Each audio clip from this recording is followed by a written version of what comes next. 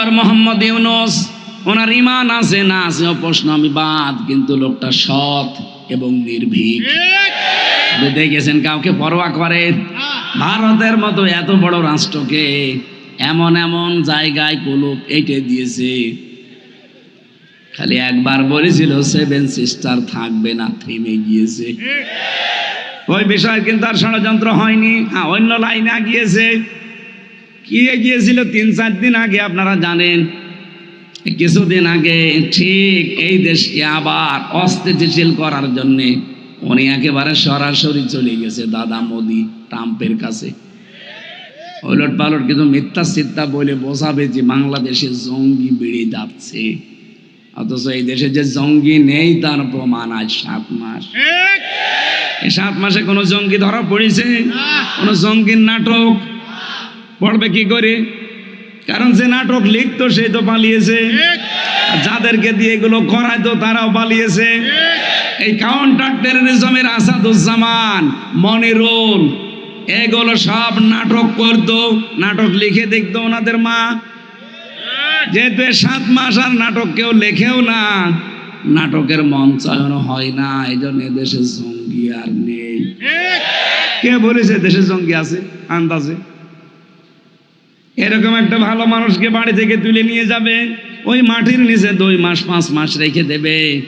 5 মাসে ওর চুল কাটবে না, দাড়ি কাটবে না, নখ কাটবে না, এমন এমন অবস্থা হবে 5 মাস পরে বেরিয়ে বলবে যে এই দেশ জঙ্গি ধরা পড়েছে, অথচ কিছুই না। কাঠগড়া উত্তরপাড়া বাইতুল ফালা জামে মসজিদের উদ্যোগে তাফসীরুল কোরআন মাহফিলের সম্মানিত সভাপতি জনাব হাজী মোহাম্মদ তমিজউদ্দিন সরকার, মাহফিলের প্রধান অতিথি ইঞ্জিনিয়ার বেলায়েত হোসেন রিপন, চেয়ারম্যান পণ্ডিত গ্রুপ, বিশেষ অতিথি অনেকগুলো মানুষের নাম দিয়েছেন। একবারে দোয়া করছি ওয়ারাফা'না লাকা যিকরাক, আল্লাহ এদের মর্যাদা সম্মান যেন আরো বাড়িয়ে দেন, বলেন আমিন। মঞ্চে বসা সম্মানিত ওলামায়ে কেরাম, সামনে বসা মুসলমান ভাইরা, পর্দার আড়ালের সম্মানিত মা এবং বোনেরা, প্রাণপ্রিয় ঢাকাবাসী, আল্লাহর দরবারে শুকরিয়া জানাচ্ছি যিনি আমাদের মানুষ বানিয়েছেন। ওয়ালাকাদ কাররামনা বানি আদম, আমি মানুষকে সম্মান দিয়েছি। দুঃখজনক হলেও সত্য, 54টা বছর আমরা স্বাধীন হয়েছি, মানুষ হিসাবে এখনো সেই সম্মান এদেশে তৈরি করতে পারি। সবচাইতে বেশি মানুষের সম্মান নষ্ট হয় এই দেশে। সুতরাং আগামী থেকে মানুষের সম্মান নিয়ে কেউ যেন সিনেমিনি খেলতে না পারে, এই রাস্তা বন্ধ করা লাগবে। কে কথা বলেন না কেন? আল্লাহ পাক আমাদেরকে যেহেতু মানুষ বানিয়েছেন, কিছু নিয়ামতও দিয়েছেন, ওই নিয়ামতগুলোর শুকরিয়া আদায় মানুষ হওয়ার মাধ্যমে যেন আমরা করতে পারি। গতকাল একজন মুসলমান হয়ে গেল, ওনারে আমি জিজ্ঞাসা করেছিলাম যে আপনি বাপ দাদার ধর্ম ত্যাগ করে এই নতুন ধর্ম ইসলামে আসলেন, আপনার মায়া লাগছে না? লোকটা বলছে হ্যাঁ মায়া তো লাগে, কিন্তু নিজের হাত দিয়ে বানায়, নিজের হাতে তারে খেতে দেই, খায় না, নিজেই আবার পানির ভেতরে চুবায়। এই জিনিসের সামনে আমি মাথা নত করবো, আমার বিবেক আর মেনে নিল না। এই জন্য আমি ছুটে এসেছি মুসলমান হওয়ার। যদিও আমার কাছে খারাপ লাগছে যে বাপ দাদার ধর্ম আমি ছেড়ে দেব। বলেন তো, আল্লাহ আমাদেরকে মানুষ বানিয়েছেন 1, 2 নম্বরে পাঠিয়েছেন মুসলমানের ঘরে। কার ঘরে? মুসলিমদের ঘরে না পাঠিয়ে যদি অন্য কারো ঘরে পাঠাতেন, প্রায় 4,500 ধর্মের মানুষ এখন দুনিয়ায় বাস করে। কত? 4,500। তার ভেতরে একটা ইসলাম। অন্য ধর্মে যদি আমরা আসতাম, সব ত্যাগ করে নিজের মা বাবা, সম্পদ, নিজের জাতি গোত্র, ভাই ভাগ্য সব বাদ দিয়ে নতুন একটা ধর্মে দীক্ষিত হওয়া, এটা যে কত কঠিন যারা হয় তারা টের পায়। সুতরাং আল্লাহ যেহেতু আমাদেরকে মানুষও বানিয়েছে, আর ইসলামও আমাদের গ্রহণ করা লাগে না নতুন করে, আমরা ইসলাম গ্রহণ করা অবস্থায় আছি। কারণ জন্মের পরে আমাদের কানের ভেতরে যে আওয়াজ দেওয়া হয়েছিল ওটা উলু দেওয়া হয়নি। উলু দিয়েছিল? মুসলিম হিসাবে আমাদের পারিবারিক যে নীতি আছে, মুসলমানের ধর্মের যে নিয়ম আছে, নবীজি বলেন সন্তান জন্ম নিলে তার ডান কানে আজান, বাম কানে একামত দিয়ে দাও। ও যারা দুনিয়ায় সেখানেই যাক অন্তত মনে করে যে আমার উপরে আর একজন আছে, তিনি কে? আল্লাহু আকবার। এই জন্যই বলা হয় আল্লাহু আকবার। কানের ভেতরে প্রথম নম্বরে এটা দেওয়া হয়, যদিও এই শব্দটাকে পরবর্তীতে অনেকে ভুলে যায়। ওয়ালা তাকুনু কাল্লাযীনা নাসুল্লাহা ফানসাহুম আনফুসাহুম উলাইকা হুমুল ফাসিকুন। রব্বুল আলামিন বলেন, তোমরা তাদের মতো হয়ো না যারা আল্লাহর জিকির ভুলে গেছে, আল্লাহর স্মরণ তাদের আর নেই। পক্ষান্তরে আল্লাহ পাক তাদেরকে নিজেদের উপরে আত্মভোলা বানিয়ে দিয়েছে, আর এরাই পাপাচার। এটা বাংলা অর্থ ছিল, ব্যাখ্যা এসেছে। আল্লাহ রাব্বুল আলামিন যাদেরকে বানিয়েছেন, এক মানুষ, দুই নাম্বার মুসলিম। আমাদের অন্য কিছু না থাক, বললাম প্রথমে কানের ভেতরে কি ঢুকেছিল? জয় শ্রীরাম ঢুকেছে? কি ঢুকেছে? এই শব্দটা যারা ঠিক রাখতে পারে না, এখন এই যে ক্লিনিকে বাচ্চা হওয়ার যে প্রবণতা বাড়তেছে, ডান কানে একাম আজান, বাম কানে একামতের এই সিস্টেমও পাল্টিয়ে যাচ্ছে। সন্তান হওয়ার পরেই এখন আর এগুলো মানুষ মানতে চায় না। নার্স যারা আসে, সেবিকারা যারা আছে, তারা ওই টাকা পয়সা নিয়ে, বকশিস নিয়ে ব্যস্ত। ওদিকে মা বাবা আনন্দে আত্মহারা। দাদা দাদি যারা আছে, তারা যেটা আজান দেবে ওটাই আর মনে থাকে না। আমরা এরকম ফ্যামিলিকে আমরা বলি এটা মডার্ন। কি বলি? Modern family. এটা কি মডার্ন? আমাদের নবীজির চাইতে মডার্ন এই পৃথিবীতে কেউ আছে? সুতরাং ওনার দিয়া নিয়মটা ফলো করা দরকার। আশা করছি এখন থেকে এই নিয়মটা, আগে যেহেতু বাড়িতেই জন্ম নিতাম আমরা বেশি, এই সিস্টেমটা আগে ভালো ছিল। এখন এগুলো আর হয় না। ব্যথা উঠলে আগে মানুষ আমরা হাসপাতালে, ক্লিনিকে যায়, ওখানে যে সিস্টেমটা থাকে না, এই কারণে মানুষের কানের ভেতরে আল্লাহু আকবারও যায় না। এটা ইহুদি আর খ্রিস্টানদের একটা চক্রান্ত, বিশেষ করে ইহুদিদের। আমি বাইরের দেশগুলোতে যাওয়ার পরে ইহুদিদের সাথে মিশেছিলাম। যে সমস্ত ইহুদির সাথে মিশেছি, ওই যে বাসে, ট্রেনে, বিভিন্ন রেস্তোরাঁয় বসে খেতে, তাদের চেহারা দেখলে মনে হবে যে আমার চাইতেও বড় আলেম, অথচ ইহুদি। পরিচয় করতে করতে যখন জিজ্ঞাসা করি যে আপনার নবীর নাম কি, তখন বলে জোসেফ। জোসেফ মানে মুসা আলাইহিস সালাম। ইহুদিরা কোন নবীকে মানে? মুসা। মুসার নাম ওরা মুসা বলতে চায় না, ওরা পাল্টিয়ে দিয়েছে, কি বলেন তো? জোসেফ। খ্রিস্টানদের ভেতরে যখন মিশেছিলাম, ওই সমস্ত মানুষগুলোকে জিজ্ঞাসা করে যে আপনাদের নবীর নাম কি, তখন বলে যিশু। কি বলে? যিশু মানে ঈসা আলাইহিস সালাম। ওরা সরাসরি ঈসা বলতে চায় না, বলে যে যিশু। অন্যান্য যাদের সাথে মিশলাম তারা ঠিক নবীর নাম পাল্টিয়ে বলে, যেহেতু আল্লাহ কোরআনে দিয়েছেন, কোরআনের কোনো শব্দ তারা বলতে রাজি না। এই ইহুদি, খ্রিস্টান, বৌদ্ধ বলেন, মুশরিক বলেন, আরো যারা জাতি আছে, ওই সমস্ত জাতিদের কাছে তাদের ধর্মগুরু, আমরা যাদেরকে নবী বলি, এই সমস্ত কথাগুলো জিজ্ঞাসা করলে নাম বলে, কিন্তু পাল্টিয়ে বলে। এই যে নাম পরিবর্তন করার হিড়িক, এটা সর্বপ্রথম তৈরি করেছে কালচারটা ইহুদিরা। কারা? ইহুদি। সবাই বলেন ইহুদিরা। বাংলাদেশে আমরা এইটা পরিবর্তনের হিড়িক পেয়েছিলাম, সেখানে নাম পাল্টিয়ে দেয়। কি এই জন্য দেশের জনগণ 32 নম্বরের নামও পাল্টিয়ে দিয়েছে। নাম এখন আর আছে যে খুঁজেও পাবেন না যে 32 কোথায়, 34 বানিয়ে ফেলেছে। এই জন্য আমরা নাম পরিবর্তনের হিড়িক যারা বানিয়েছেন, এটা ইহুদিদের, খ্রিস্টানদের স্বভাব। আপনি কি ইহুদি খ্রিস্টান নাকি? আগামী থেকে নাম পরিবর্তনের এই কালচার বাদ দেওয়া লাগবে। এমনকি অনেকের নামেরও পরিবর্তন করে ফেলে মানুষ। আব্দুল কুদ্দুস এই লোকটার নাম, বলে কুদ্দুচ্চা। আরে শয়তান, কুদ্দুস কার নাম? আরো জোরে বলেন। আল্লাহর নাম কুদ্দুস, এই শব্দের অর্থ হচ্ছে পবিত্র। আপনি সেই পবিত্র নামকেই বাঁকা করে ডাকেন। আজকের তেলাওয়াতকৃত আয়াতে এমন কিছু কথা আছে, আমরা তাফসীর আকারে বলতে গেলে এরকম কিছু আসবে ইনশাআল্লাহ। আমি যে কথা বলতে চাই, আল্লাহ যেহেতু আমাদেরকে মানুষ এবং মুসলিম বানিয়ে কানের ভেতরে সর্বপ্রথম আল্লাহু আকবার শব্দটা শুনিয়েছেন, এরপরও যদি কেউ আল্লাহকে ভুলে যায়, আল্লাহ কিন্তু তাকে আত্মভোলা বানিয়ে দেবে। কি কথা বলছেন আমার?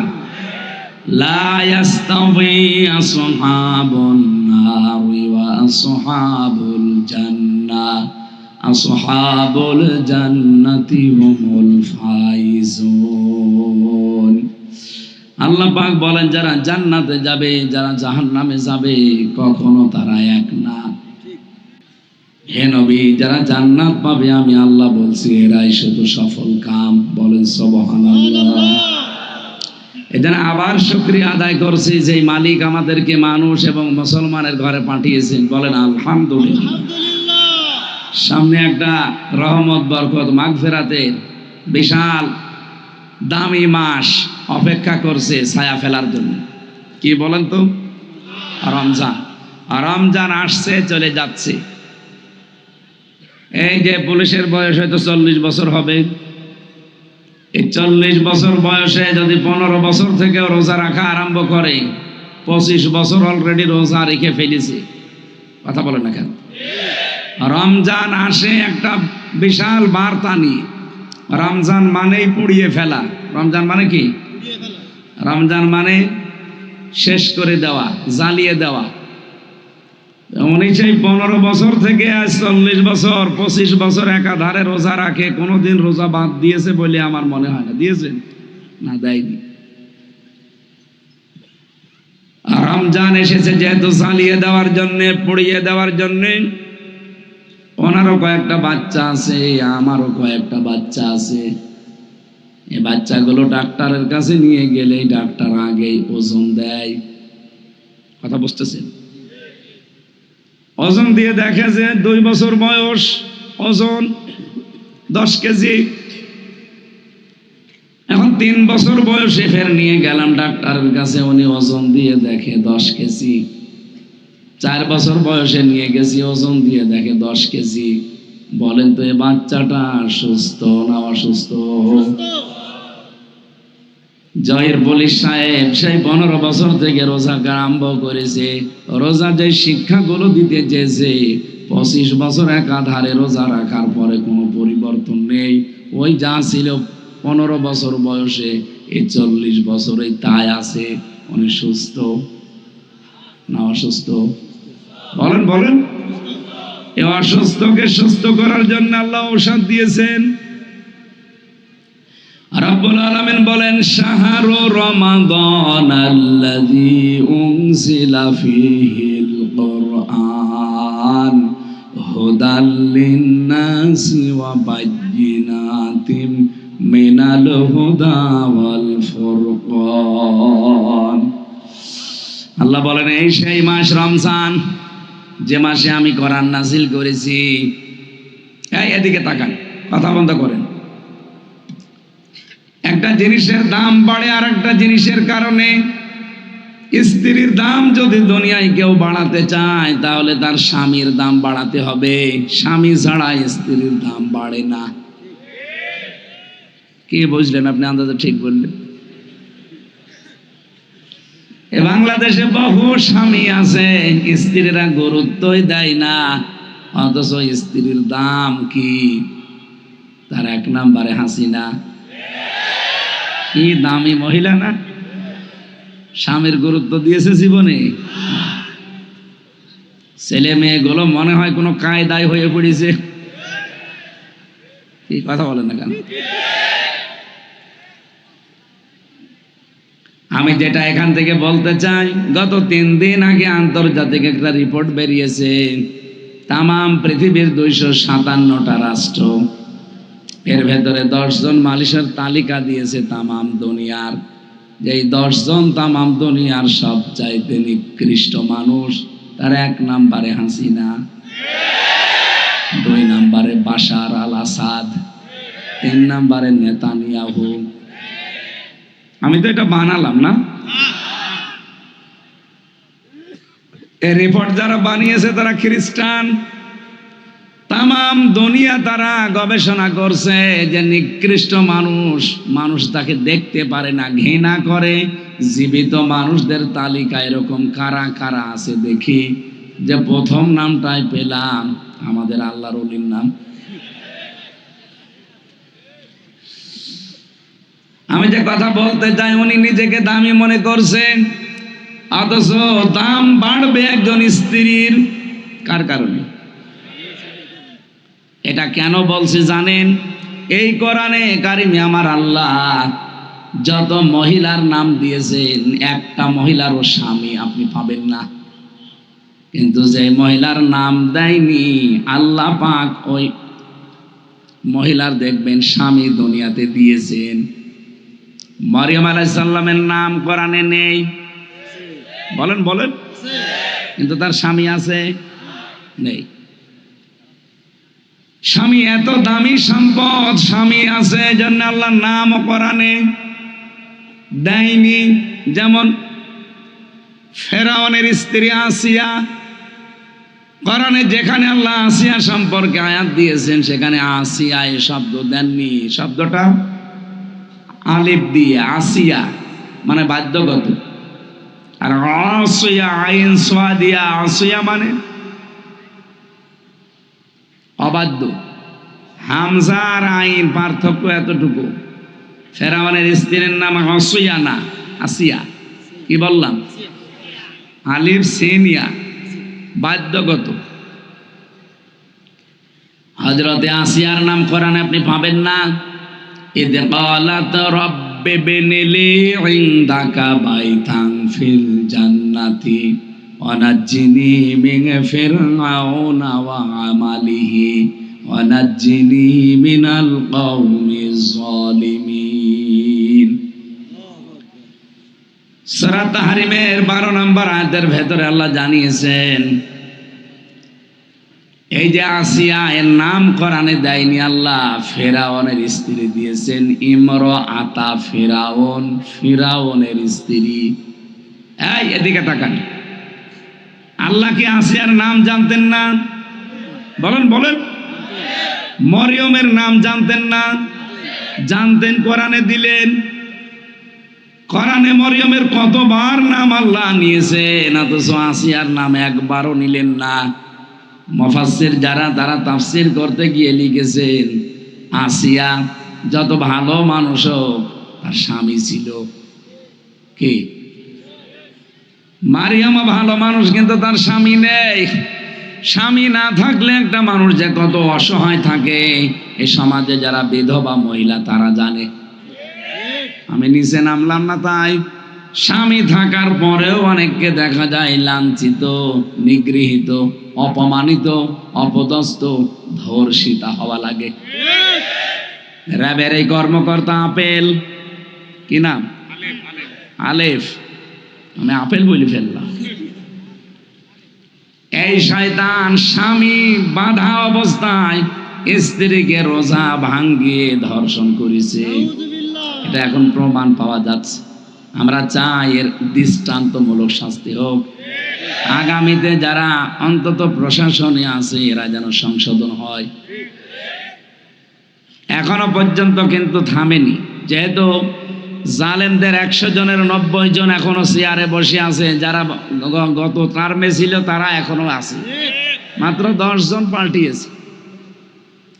2732 জন মানুষ মারা গেছে 24 সালের 5 আগস্টের আগে।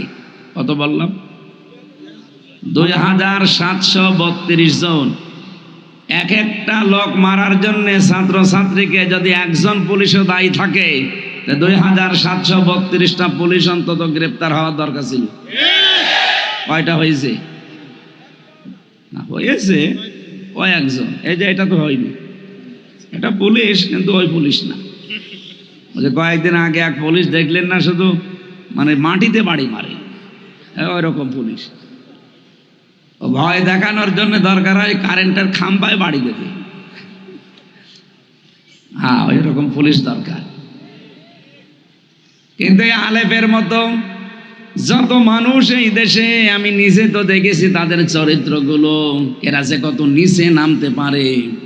আমাকে পর্যন্ত বলেছিল যে হুজুর আপনার বউ তুলে নিয়ে আনবো।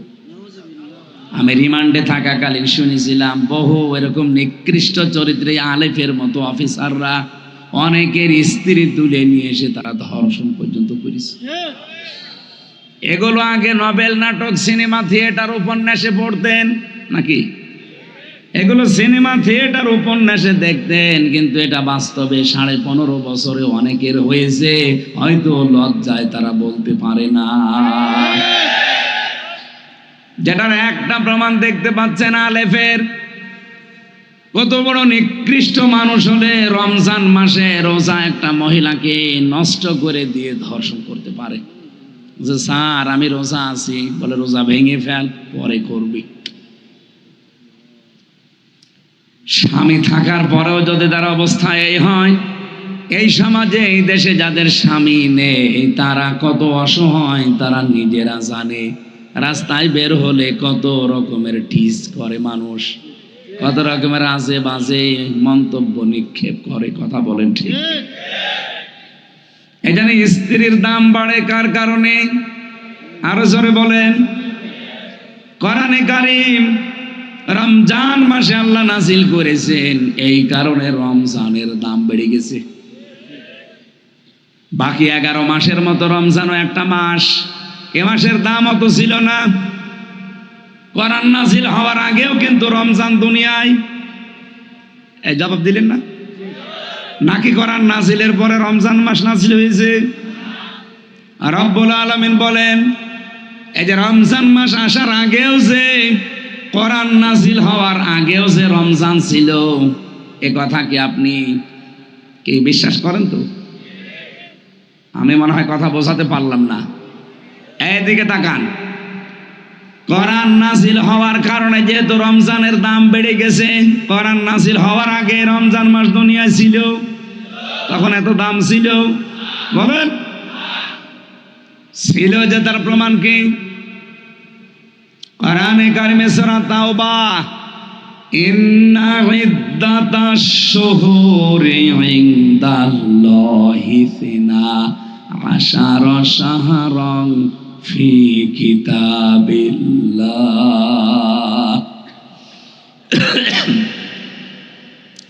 রব্বুল আলামিন বলেন, আসমান আর জমিন যেদিন আমি তৈরি করি, ওই দিনই 12টা মাসের নাম আমার কিতাবের ভেতরে আমি আল্লাহ লিপিবদ্ধ করে রেখেছিলাম। তার মানে রজব, শাবান, রমজান, মুহররম, সফর, এই মাসগুলোর নাম আল্লাহ পাক দুনিয়া যেদিন বানিয়েছে ওই দিনই তার কিতাবে লিপিবদ্ধ করে রেখেছিলেন যে মাসের সংখ্যা 11টা। অবশ্য ঠিক, মাসের সংখ্যা ইনদাল্লাহি 12 শাহরান ফি কিতাবিল্লাহ। 12 শাহরান ফি কিতাবিল্লাহ, আল্লাহর কিতাবের ভেতরে 12টা মাসের নাম ছিল। তার ভেতরে অন্যতম হচ্ছে 4টা। কয়টা? আরো জোরে বলেন। মিনহা আরবাআতুন হুরুম, এর ভেতরে অন্যতম কয়টা?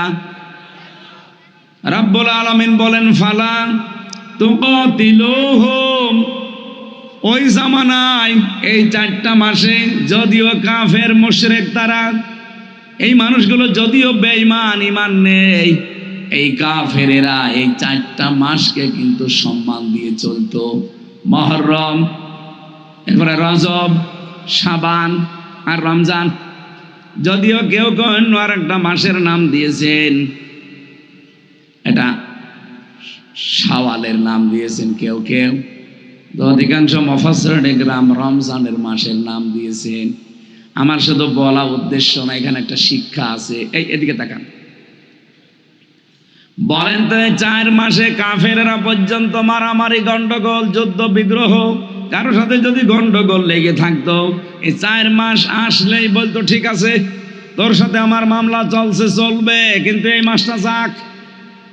তোর সাথে আমার মারামারি গন্ডগোল আছে, চলতেই থাকবে, কিন্তু এই মাসটা যাক।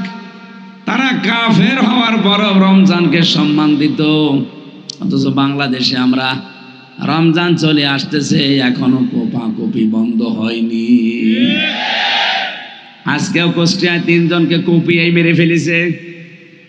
কয়েকদিন আগে মাওলানা জহিরুল ইসলাম জিহাদিকে আপনাদের গাজীপুরে কুপিয়েছে। আমরা তো কাফেরদের চাইতেও নিকৃষ্ট হয়ে গেলাম। ওই জামানায় তারা কাফের হওয়ার পরেও, মুশরিক হওয়ার পরও আল্লাহর এই মাসকে তারা সম্মান দিত। তাদের মারামারি গন্ডগোল কথাবার্তা বন্ধ হয়ে থাকলে বলতো পরে আবার আরম্ভ হবে, অন্তত এই মাসে থাক। আমরা কি এই শিক্ষাটাই রমজানে নিতে পারবো না যে যা হয়ে গেছে যাক, অন্তত এখন থেকে গন্ডগোল মারামারি কোপাকুপি সব বন্ধ থাকবে। আপনি ট্রেনিংটা যদি 1 মাস নিতে পারেন, দেখবেন বাকি 11 মাস কন্ট্রোল হয়ে যাবে।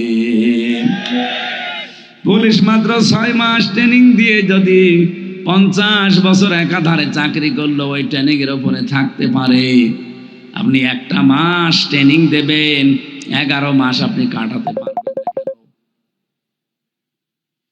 রমজান মাস কোরআন নাযিল হওয়ার আগেও ছিল, কিন্তু দাম ছিল না। তার দাম ছিল সফর, রজব, শাবান, তারা সম্মান দিত এই কারণে। কিন্তু রমজানে কোরআন নাযিল হওয়ার কারণে আল্লাহ এত বেশি সম্মান বাড়িয়ে দিয়েছে। রব্বুল আলামিনের নবী বলেন, রমজানে কেউ যদি একটা নফল কাজ করে, এই 11 মাসে ফরজ কাজ করার সওয়াব পাবে। এই 11 মাসে যদি আপনি 70 জন মানুষকে খাওয়ান, যে সওয়াব পাবেন, রমজানে 1 জন মানুষকে খাওয়ালে সে সওয়াব পাবেন। এই জন্য যাদের যাকাত এবং সাদাকা, বিশেষ করে যাকাতটা ফরজ হয়, আপনি রোজার মাসে হিসাব করে দিয়ে দেবেন। একদিকে যাকাত দেওয়ার সওয়াব, আর একদিকে 70 গুণ আল্লাহ বৃদ্ধি করে দেবেন। দেওয়ায় যখন লাগছে, দুনিয়ার জীবনে অন্তত আমার নেকির পাল্লাটা আমি ভারী করে নেই। এই কথা বলেন না কেন? আমি আবার বলছি, রমজানের দাম বাড়ার পেছনে কারণ কিন্তু আমির হামজা না। কি কে? কোরআন। বলেন বলেন।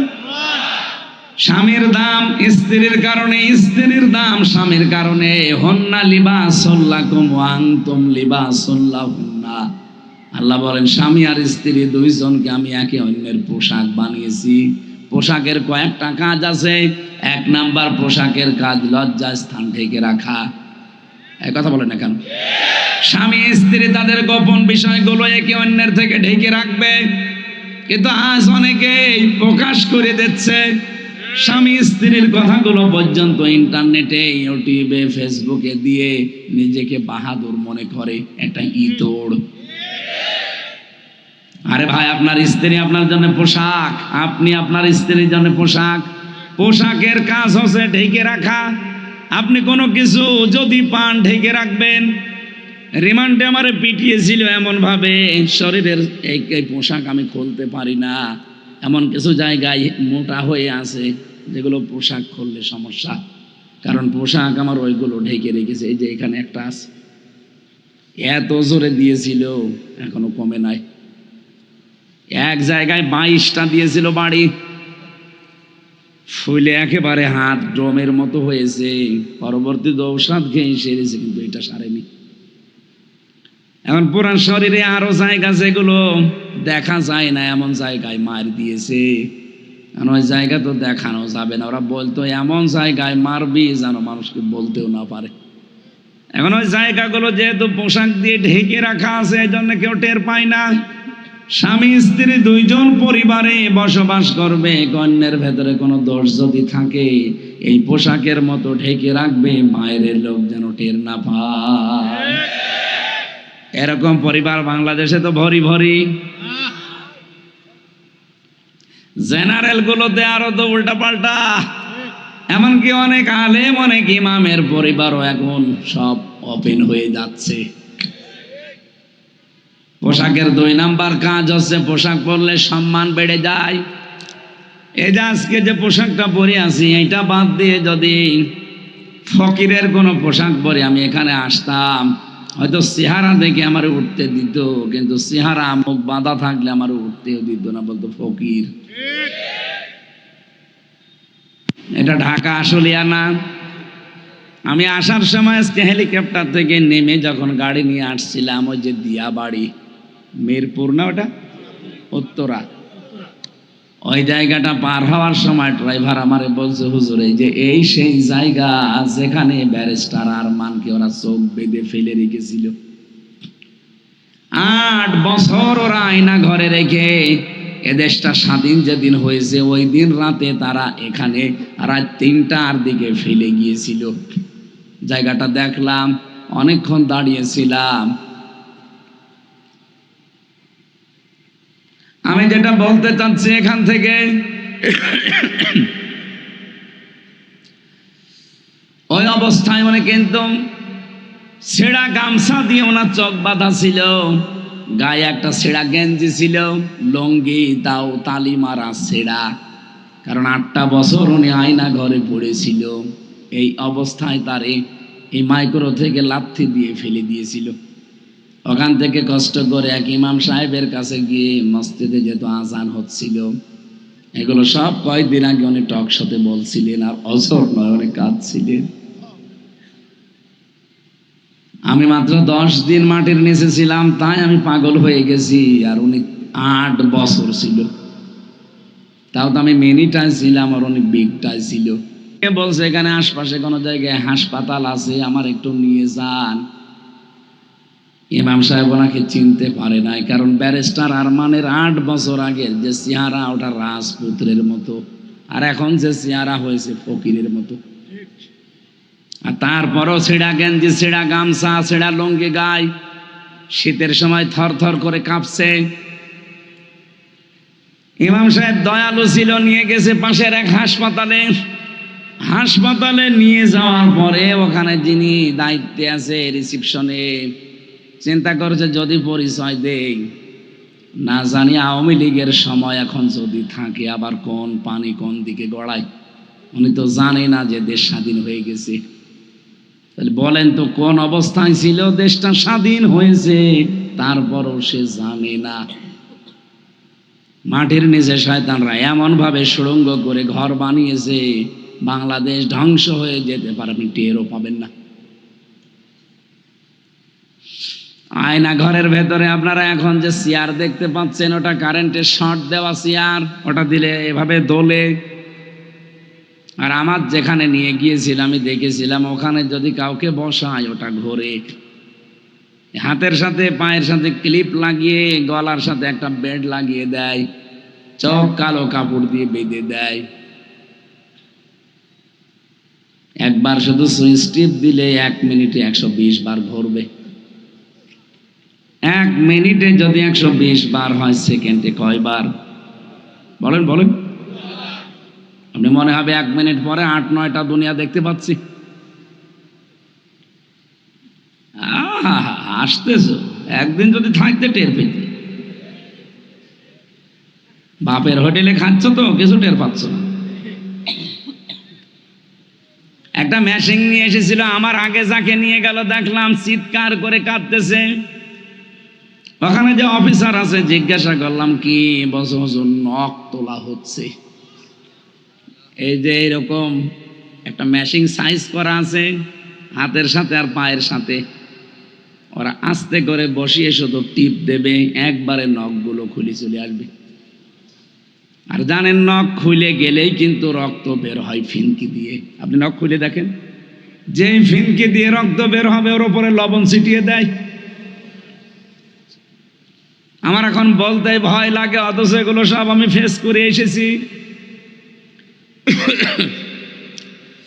ব্যারিস্টার আরমান ভাই বলছিল যে আমি চিন্তা করলাম যে রিসিপশনে লোকটাকে যদি বলি যে আমি ব্যারিস্টার আরমান মীর কাশেম আলীর ছেলে, না জানি আবার কোন আয়না ঘরে নিয়ে যায়। যাই বলেছি ভাই আমি একটু চিকিৎসা নিতে চাই, আমার চেহারা আর পোশাক আশাক দেখে বলছে দূর হন। তাড়িয়ে দিয়েছে। দূরে এক রাস্তায় এসে থরথর করে কাঁপছিলাম। সকাল 10টা বাজার পরে দেখলাম গাড়িতে করে অফিসার ঢুকছে, জানলাম কারণ এই হাসপাতালটা আমার বাবার বানানো ছিল। উনি এমডি, ওখানকার যিনি দায়িত্বে আছে, উনি ঢুকতেছেন। ওনার কাছে গিয়ে বললাম একটু কথা বলতে চাই। আমার চেহারার পোশাক দেখে লোকটা তাড়াতাড়ি করে মোবাইল লোকাচ্ছে, মনে হচ্ছে মোবাইল ছিনতাই করে নেবে। কিছুক্ষণ পরে বললাম যে স্যার, আমাকে চিনতে পারেননি, আমি ব্যারিস্টার আরমান মীর কাশেম আলীর সন্তান। আজ 8 বছর আয়না ঘরে ছিলাম, রাত 3টার সময় ওরা আমাকে লাথি দিয়ে গাড়ি থেকে ফেলে দিয়েছে। যেহেতু আমার চোখে ছানি পড়ে গিয়েছিল খাবারের অভাবে, এই জন্য আমি ভালোভাবে কাউকে চিনতেও পারছিলাম না। ওই লোকটাকে অনেক দিন আগে আমার বাবা নিজে নিয়োগ দিয়েছিল, সেই লোকটা এখন অফিসার। কিন্তু আমার চেহারাটা এত পরিবর্তন হয়ে গেছে যে আমার বাবার নিয়োগ দেওয়া কর্মচারী আমারে চিনি না। পরিচয় দেওয়ার পরে উনি হাউমাউ করে কেঁদে আমারে জড়িয়ে ধরলেন, বাড়িতে খবর দিলেন। লোকজন যারাই এসেছে শুধু আমার মা আর আমার বউ ছাড়া আমাকে কেউ চিনতে পারে নাই।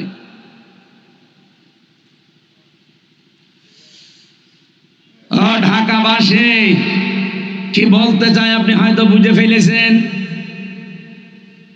এই পোশাক আশাক যদি সত্যি আমার এখানে না থাকতো, আর আমার মুখটা যদি শুধু পরিবর্তন হয়ে যেত, এখানে না, এই গেটেও আমার উঠতে দিতেন না, বলতেন পরে আসেন। গতকালকে আমি নোয়াখালীর কোম্পানিগঞ্জ, ওখান থেকে শেষ করে গিয়েছি কুষ্টিয়া ভার্সিটিতে। এই যাবার সময় ফজরের নামাজ পড়ছিলাম কুমিল্লার কোনো এক জায়গায়, না ওটা ভাঙ্গার এক মসজিদে নামাজ পড়ার পর মসজিদে ঢোকার পরে যে 3 জন মুসল্লি, 3 জন এরকম মুরব্বী, ওরা তো আর ইন্টারনেট ঘটে না যে আমারে চিনবে।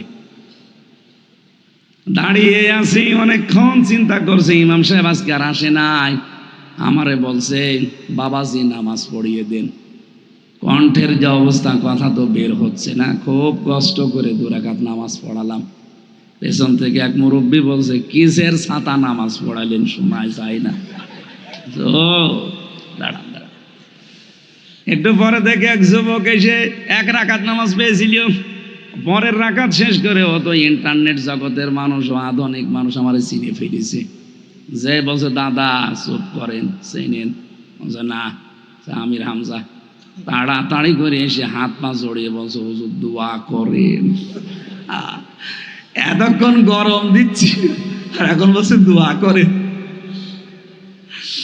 পোশাক এটা অনেক দামি জিনিস। হযরতে শেখ সাদী রহমতুল্লাহ আলাইহি সাধারণভাবে তিনি চলাফেরা করতেন। তিনি এক জায়গায় দাওয়াত খেতে গিয়েছিলেন, তারে ঢুকতে দেয়নি। পরবর্তীতে উনি পোশাক আশাক যে রাজকীয় পোশাক, ওইটা পরে যখন গেছেন, খাবারের তো অভাব হয়নি। উনি চিন্তা করলেন খাবার তো আমার জন্য এরা দেয়নি, দিয়েছে ওরা পোশাককে, খাবারগুলো নিয়ে উনি পকেটে নিলেন।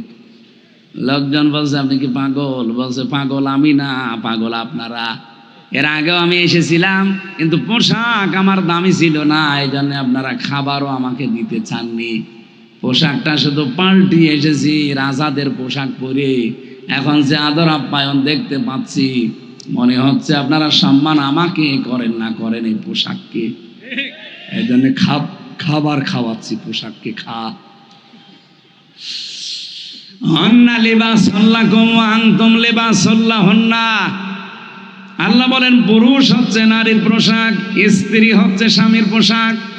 মা বোন যারা এসেছেন সাবধান, আপনি কিন্তু স্বামীর পোশাক পরলে মানুষের সম্মান যেমন বেড়ে যায়, স্বামী স্ত্রী এমন ভাবে দুনিয়াতে চলাফেরা করবে, একে অন্যের কাছে যেন তাদের শ্রদ্ধাবোধ এবং সম্মান থাকে।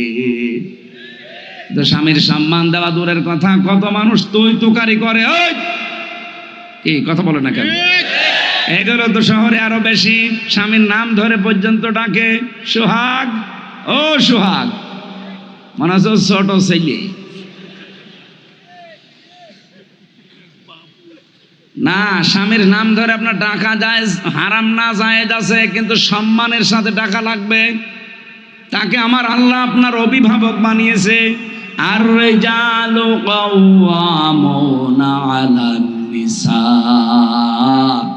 পৃথিবীর ময়দানে আমি নারীকে বানিয়েছি আজ্ঞাবহ আর পুরুষকে বানিয়েছি অভিভাবক, গাইডলাইন দাতা, নেতা। এই কথা বলে না কেন? আয়াত দ্বারা প্রমাণ হয় যারা নেতৃত্বে আসবে এই মানুষগুলো পুরুষ হওয়া লাগবে। মহিলাদের নেতৃত্ব দেওয়া জায়েজ নেই। এই কথা বলে না কেন? আন আবি হুরায়রা রাদিয়াল্লাহু তাআলা আনহু قال قال النبي صلى الله عليه وسلم لا يفلح قوم। হযরত আবু হুরায়রা থেকে বর্ণিত, নবীজি বলেন ওই জাতি কখনোই সফল হতে পারে না, উপরে উঠতে পারে না যে জাতির নেতৃত্বে কোনো মহিলা আছে। 54 বছরে আমার মনে হয় আজ মাথা তুলে দাঁড়াতে পারি না আমরা এই কারণে। এই কথা বলেন না কেন? আমেরিকার দিকে তাকান, জাতে মাতাল হলো তাহলে ঠিক আছে। আজ পর্যন্ত কোন মহিলাকে নেতৃত্বে বসিয়েছে? বলেন বলেন। আমরা এমন জাতি,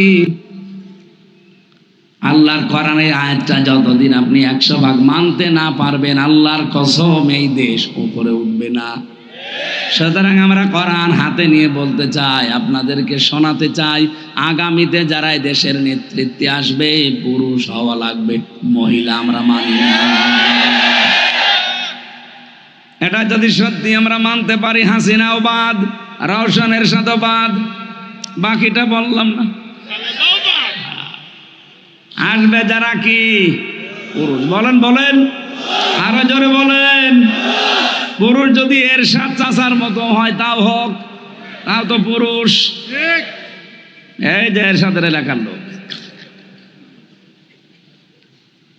চাচা যাই ছিল না কেন পুরুষ ছিল, চাচার যৌবন ছিল। 80 বছর বয়স স্ট্যাটাস দিত আমার যৌবন এখনো অটুট। এই জন্য আমাদের চাচি বেশি। চাচি বেশি না আমাদের? চাচা মনে হয় এতদিন বেঁচে থাকলে চাচি আরো বাড়তো। কারণ এখনো যদি তার যৌবন অটুট থাকে, চাচি আমাদের বেড়ে যেত না। আগামীতে আমরা চাই এই দেশে যারা দায়িত্বে আসবে তারা পুরুষ হওয়া লাগবে। যারা পুরুষ মানুষ সামনে আসতে পারে না আমরা তাদের পেছনে নেই, কারণ আমরা কোরআন ওভারটেক করতে পারি। বলেন, এতদিন যা করেছি করেছি, পাগল ভালো হয়ে গেছি। এখন সামনে অংশ অন্তত চোরানে স্যার এই 34 নাম্বার আয়াত আমরা কখনো লঙ্ঘন করতে পারবো না। আপনি দিয়ে দেখেন পুরুষ মানুষকে, আর ওটা যদি সৎ এবং নির্ভীক হয়, কি বললাম, সৎ এবং নির্ভীক হয় ওই পুরুষটা, এ দেশ আবার দাঁড়িয়ে যাবে। ডক্টর মোহাম্মদ ইউনূস, ওনার ঈমান আছে না আছে ও প্রশ্ন আমি বাদ, কিন্তু লোকটা সৎ এবং নির্ভীক। দেখেছেন কাউকে পরোয়া করে? ভারতের মতো এত বড় রাষ্ট্রকে এমন এমন জায়গায় কুলুপ এঁটে দিয়েছে। খালি একবার বলেছিল 7 সিস্টার থাকবে না, থেমে গিয়েছে। ওই বিষয় কিন্তু আর ষড়যন্ত্র হয়নি। হ্যাঁ, অন্য লাইনে গিয়েছে। কি গিয়েছিল 3-4 দিন আগে, আপনারা জানেন, কিছুদিন আগে ঠিক এই দেশকে আবার অস্থিতিশীল করার জন্যে উনি একেবারে সরাসরি চলে গেছে দাদা মোদি ট্রাম্পের কাছে। ওলট পালট কিন্তু মিথ্যা চিত্তা বলে বোঝাবে যে বাংলাদেশে জঙ্গি বেড়ে যাচ্ছে, অথচ এই দেশে যে জঙ্গি নেই তার প্রমাণ আজ 7 মাস। এই 7 মাসে কোনো জঙ্গি ধরা পড়েছে? কোন জঙ্গির নাটক পড়বে কি করে? কারণ যে নাটক লিখতো সে তো পালিয়েছে, যাদেরকে দিয়ে এগুলো করাইতো তারাও পালিয়েছে। এই কাউন্টার টেররিজমের আসাদুজ্জামান, মনিরুল, এগুলো সব নাটক করতো, নাটক লিখে দেখতো ওনাদের মা। যেহেতু 7 মাস আর নাটক কেউ লেখেও না, নাটকের মঞ্চায়ন হয় না, এই জন্য দেশে জঙ্গি আর নেই। কে বলেছে দেশে জঙ্গি আছে? আন্দাজে এরকম একটা ভালো মানুষকে বাড়ি থেকে তুলে নিয়ে যাবে, ওই মাটির নিচে 2 মাস 5 মাস রেখে দেবে। 5 মাসে ওর চুল কাটবে না, দাড়ি কাটবে না, নখ কাটবে না। এমন এমন অবস্থা হবে, 5 মাস পরে বেরিয়ে বলবে যে এই যে জঙ্গি ধরা পড়েছে, অথচ কিছুই না। ওরা নিজেরাই আমার কাছে বলেছে, আমি নিজে বলছি, এই যে কোরআন আমার সামনে, ওরা নিজেরাই আমার সাথে বলতো আমি নিজে জেলখানায় গিয়েও দেখেছি, জঙ্গি বলে একজনকে পেয়েছিলাম। ওনারে বললাম যে ভাই, মানুষে যে বলে আপনি আল্লাহ দলের সভাপতি, আপনার সেক্রেটারিকে? বলছে আমার ছেলে। আপনি সভাপতি আর আপনার ছেলে সেক্রেটারি, আর বাংলাদেশে আর কেউ আপনার নেই? বলছে না, আমরা দুই বাপ বেটাই, আমি সভাপতি, ছেলে সেক্রেটারি। হচ্ছে আল্লাহ দলের প্রধান আব্দুল মতিন। আপনি যান গাজীপুর না, এটা আশুলিয়া, গাজীপুরের কাশিমপুর কারাগারে 4 নম্বরে আছে, ওটা হিমেল বিল্ডিং এ থাকে। আমি থাকতাম সামনেরটায়, উনি আমার সামনের বিল্ডিং এ। মাঝে মাঝে মানুষ বলতো উনি 17 বছর ছেলে আছে, উনি আল্লাহ দলের প্রধান সভাপতি। একদিন দেখা করতে গিয়ে দেখলাম যে বলছে আমার ছেলে সেক্রেটারি আর আমি সভাপতি। এই শেষ দুনিয়া, আর কেউ আমাদের নেই। এইগুলো সব ওরা টাকা পয়সা খরচ করে করে বানিয়ে এ দেশটা যেন বাইরের মোড়লদের কাছে একটা জঙ্গি রাষ্ট্র হিসাবে পরিগণিত হয়, এটা করতে। আর এইটার জন্যই কোনো হালে যখন পানি নেয়নি, তখন মোদি গেছে এই কয়েকদিন আগে ট্রাম্পের কাছে, যে দেশ সম্পর্কে কিছু মিথ্যা তথ্য দেবে। ট্রাম্পও সাথে মাতাল হলো, তাহলে ঠিক আছে। ও সাফ বলে দিয়েছে বাংলাদেশ আর হাসিনা ওটা আপনার ব্যাপার, আমার কাছে ওর বিষয়ে কথা বলবেন না। গরম ভাতে বিড়াল বেজার না, বেজার হয়ে গেছে। কেন হয়েছে জানেন? ট্রাম্প কিন্তু সহজে কথা বলতো না যে হাসিনার বাংলাদেশ নিয়ে কথা বলবেন না, কারণ যেই দিন মোদি গেছে ট্রাম্পের কাছে, ঠিক ওই দিন আন্তর্জাতিক মিডিয়াগুলো নিয়ে ডক্টর মোহাম্মদ ইউনুস গেছে আয়না ঘরে, আর ওই দিনই জাতিসংঘ রিপোর্ট দিয়েছে যে বাংলাদেশে যা হয়েছে 24 সালে এগুলো সব মানবতা বিরোধী অপরাধ। আর আয়না ঘর এটা তো আরো বেশি, কারণ এটা মুরগির খোপের মতো। মানুষ এত কঠিন হতে পারে, এত হৃদয় কড়া হতে পারে মানুষের, এত পাথরের মতো শক্ত হতে পারে মানুষের হৃদয় ক্ষমতার জন্যে, এটা আপনি নিজে না দেখলে বুঝবেন না। ঢাকাবাসী আমি যে কথা তুলেছিলাম, যেহেতু পোশাক মানুষের সম্মান বাড়িয়ে দেয়, স্বামী স্ত্রীর সম্মান বাড়াবে, স্ত্রী স্বামীর সম্মান বাড়াবে পোশাকের মতো, এই পৃথিবীতে রমজান মাসের দাম বাড়িয়েছে, যেহেতু রমজানের নাম কোরআনের কারণে কি, সুতরাং আজকে থেকে সিদ্ধান্ত নেওয়া লাগবে যে কোরআন শরীফের সামনে রমজানে মানার ব্যবস্থা করবই। বিশ্বাস আমরা করি, কোরআন আল্লাহর কিতাব, বিশ্বাস করি না? বিশ্বাস করলে শুধু হবে না, এ কোরআনকে আল্লাহ বলেন ফুরকান, আমি আল্লাহ এটা সংবিধান হিসাবে নাজিল করেছি, সত্য আর মিথ্যার পার্থক্যকারী কিতাব এটা। সুতরাং এই রমজান থেকে আপনি সিদ্ধান্ত নিয়ে ফেলবেন, সামনে সত্য আর মিথ্যা, এটা জানার পরে আমি সত্যের পক্ষে থাকবো, মিথ্যার বিপক্ষে যাব। মহান আল্লাহ তাহলে গ্যারান্টি দিয়েছেন আমাকে বিজয় করবেন। এই যে আজকের তেলাওয়াত কিন্তু আয়াত সূরা মায়েদার 54 নম্বর আয়াতে আল্লাহ ওইটাই জানিয়েছেন, ইয়া আইয়ুহাল্লাযীনা আমানু মাইয়ারতাদ্দা মিনকুম আন দীনিহি, এই এদিকে তাকান, যারা ইমানের দাবি করো তোমাদের ভেতরে কেউ যদি আমি আল্লাহর দিন থেকে ফিরে যায়, এর ইরতাদ্দা বাবে ইরতেদাদ বাবে ইফতেআল থেকে এসেছে। ইরতেদাদ শব্দের বাংলা অর্থ হচ্ছে হক থেকে বাতিলের দিকে ফিরে যাওয়া, যেটা আসে আসল ওইটাকে পাল্টিয়ে ফেলা। আমি যেহেতু নাম পরিবর্তনের হিড়িক তৈরি করার কথা বলেছিলাম না, যে আন্তর্জাতিক বিমানবন্দরের নামও পরিবর্তন করে এখন যারা পাল্টিয়ে দিয়েছেন তারা ওই আয়াতের শামিল। আপনি নাম পরিবর্তন করে কেন দিতে চান? যে যেই নামে আছে ওইটা পরিবর্তন করে দিলেই কি জনগণের মন থেকে তুলে দিতে পারবেন? বলেন। এখন প্রশ্ন আসতে পারে, তাহলে আপনারা মসজিদ এর ছবিগুলো মূর্তিগুলো ভেঙে পরিবর্তন করে দিতে চান? মসজিদের মূর্তি ভেঙে পরিবর্তন করা না, আমরা চাই আল্লাহর বিধান কায়েম করতে। এটা তো আল্লাহর বিধানের পুরোপুরি বিরুদ্ধে। আল্লাহ বলেন অজেতানিবুজ জুর, তোমরা মিথ্যা সাক্ষী এবং মূর্তি পূজা থেকে বেশি থাকবা। অথচ কালচারই তৈরি করে দিয়েছিলেন, সব জায়গায় বাবার মূর্তি, নাম দিতেন ভাস্কর্য। কিসের ভাস্কর্য? সূরা সাবার ভেতরে আছে ভাস্কর্য আর মূর্তি জিনিস একই, কারণ এক এক দেশে এক এক নামে ডাকা হয়। শয়তান কোনো দিন এসে আপনাকে বলবে না হামজা এই যে মূর্তি পূজা কর, বলবে না। কিন্তু মূর্তি পূজা করলে যে গুনাহ হয় এমন গুনাহ আপনাকে দিয়ে করাবে, এই কথা বলে না কেন? আমি যেটা এই আয়াত থেকে পেয়েছি, আজ এই বাংলাদেশে যারা আল্লাহর দিন থেকে ফিরে চলে যেতে চাচ্ছেন, আগস্টের 5 তারিখের পরে আমরা দেখতে পাচ্ছি অনেকেই আল্লাহর দিন থেকে মুখ ফিরিয়ে নিচ্ছে।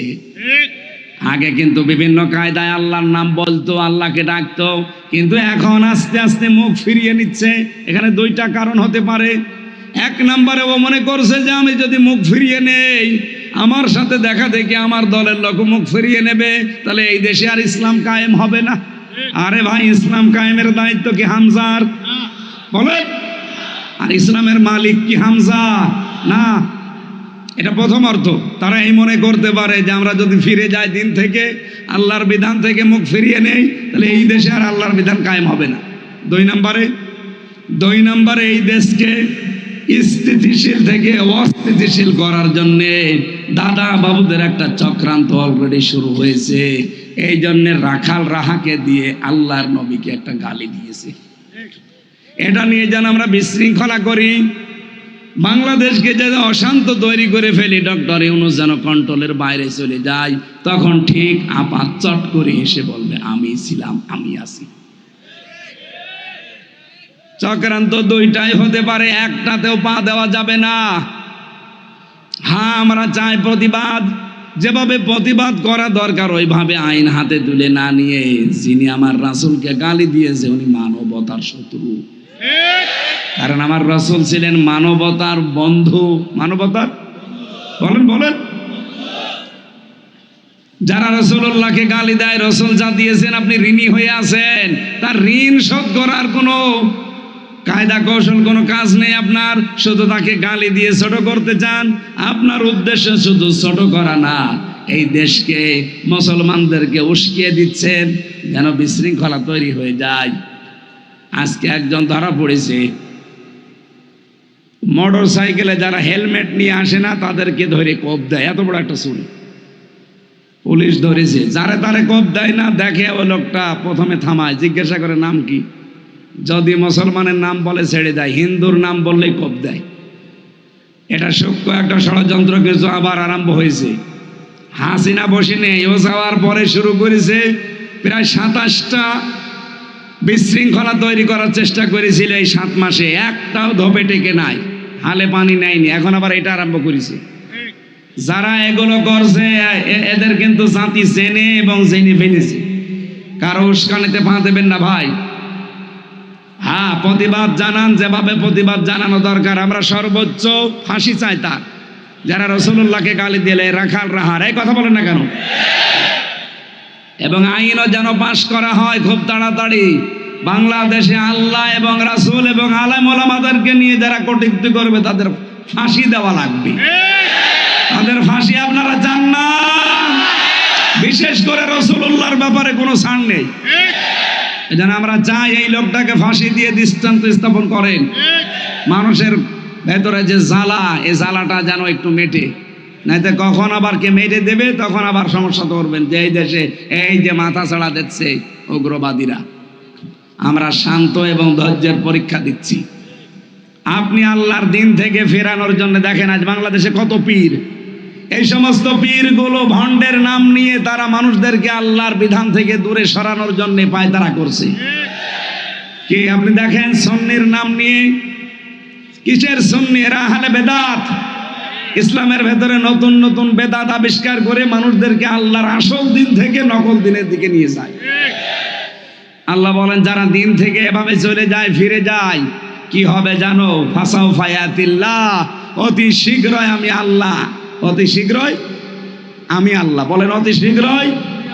আমি এটা বানাচ্ছি, সূরা মায়েদার 54 নম্বর আয়াত। অতি শীঘ্রই আমি আল্লাহ বিকৌমিন, এমন একটা দল তোমাদের উপরে, এমন একটা জাতি আমি এনে দেব, ইউহিব্বুহুম ওয়া ইউহিব্বুনাহু, যাদেরকে আমি আল্লাহ নিজে ভালোবাসি এবং তারাও আমাকে ভালোবাসে।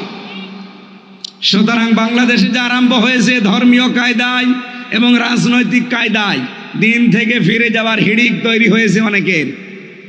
কি কথা বলছেন? নাম ধরা লাগবে। অনেকে ফিরে যাচ্ছে, মনে হচ্ছে যে দেশে দিন মনে হয় আর কায়েম হবে না। আপনি ফিরে গেলে আপনার মতো লক্ষ লক্ষ হারুন রেডি হয়ে আছে। কথা বলেন। আপনার বউ পাপিয়া ফিরে গেলে আপনার মতো বহু পাপি রেডি হয়ে আছে।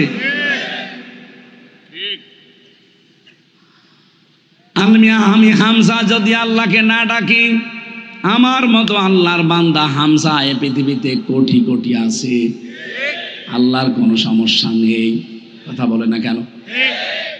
এই জন্য মাঝে মাঝে দোয়া করার সময় আপনি কেঁদে ফেলবেন আর বলবেন, রব্বুল আলামিন, আমার মতো হামজা তোমার কোটি কোটি আছে, কিন্তু তোমার মতো মালিক আমার আর একজনও নেই।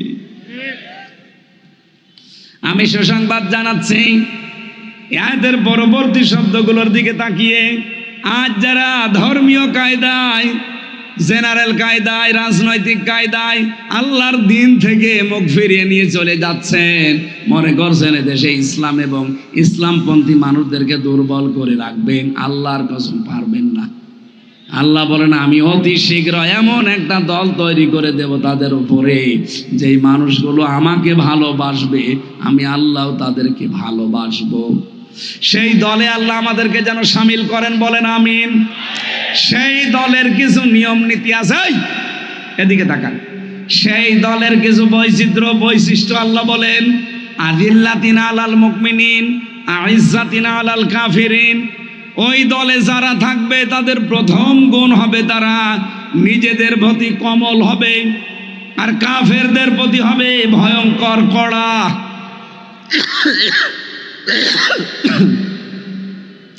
বাংলাদেশে প্রায় ৭২টার উপরে এখন দল আছে। কয়টা? আপনি শুধু একটা দলকে দেখতে পাবেন যারা নিজেদের প্রতি রহমদিল আর কাফেরদের প্রতি ভয়ঙ্কর। এখনো যদি না বোঝার ভান করে থাকেন, এদিকে আসেন।